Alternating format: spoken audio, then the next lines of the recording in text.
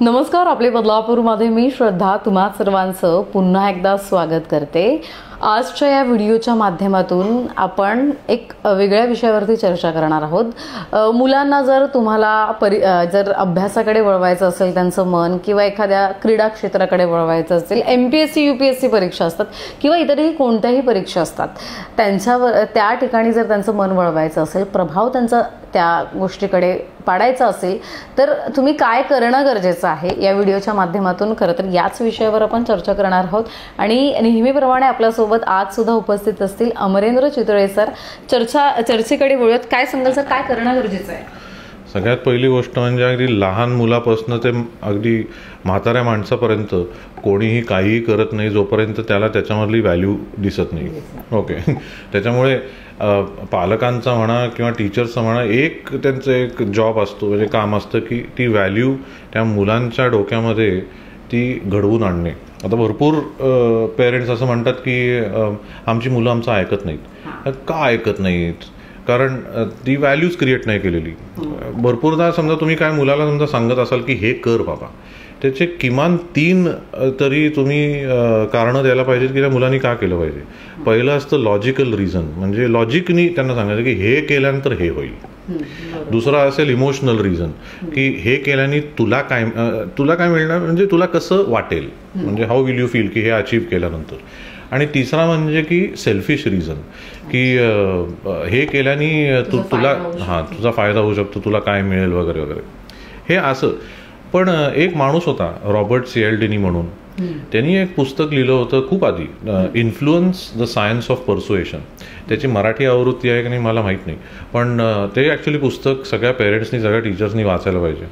त्याच्यामध्ये भरपूर एक 10 टेक्निक्स आहेत जे पेरेंट्स वापरू शकतात त्यांच्या मुलांसाठी। म्हणजे फॉर एक्झाम्पल लायकेबिलिटी म्हणजे की भरपूरदा पेरेंट्स हे सांगू शकतात मुलांना की तुला अभ्यास नाही करायचा आहे का? बरं, तुला माहिती आहे का, लहानपणी ना मला सुद्धा असं वाटायचं की अभ्यास करू नये, मला फार बोर होतं आहे वगैरे।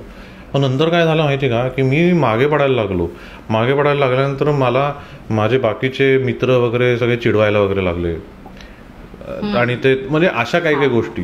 मग त्याच्यानंतर मी विचार केला की नाही, म्हणजे मला हे ऐकायचं नाही आहे दुसऱ्यांकडनं किंवा माझ्या नातेवाईकांकडनं किंवा माझ्या आई वडिलांकडनं, मला हे ऐकायचं नाही की मी स्लो आहे किंवा हे आहे वगैरे वगैरे।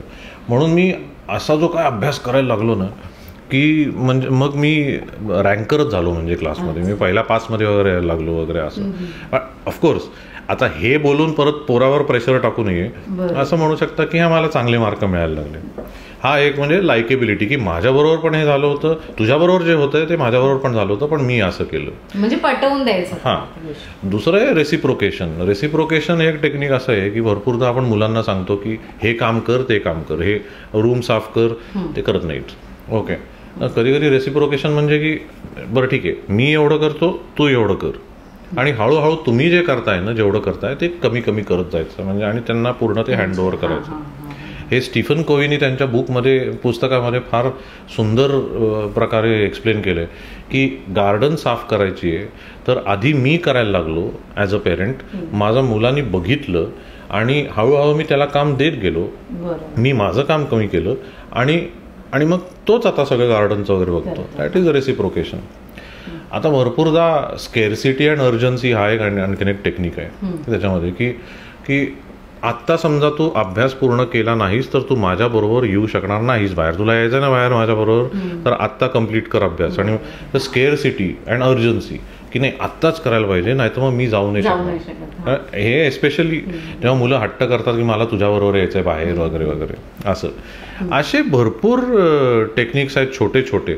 हे कॉन्व्हर्सेशनल टेक्निक्स आहेत, म्हणजे की बोलता बोलता तुम्ही त्याचं एक लेबलिंग म्हणून एक आहे, जसं की त्याला समजा एक काम दिलेलं आहे पण ते करत नाही।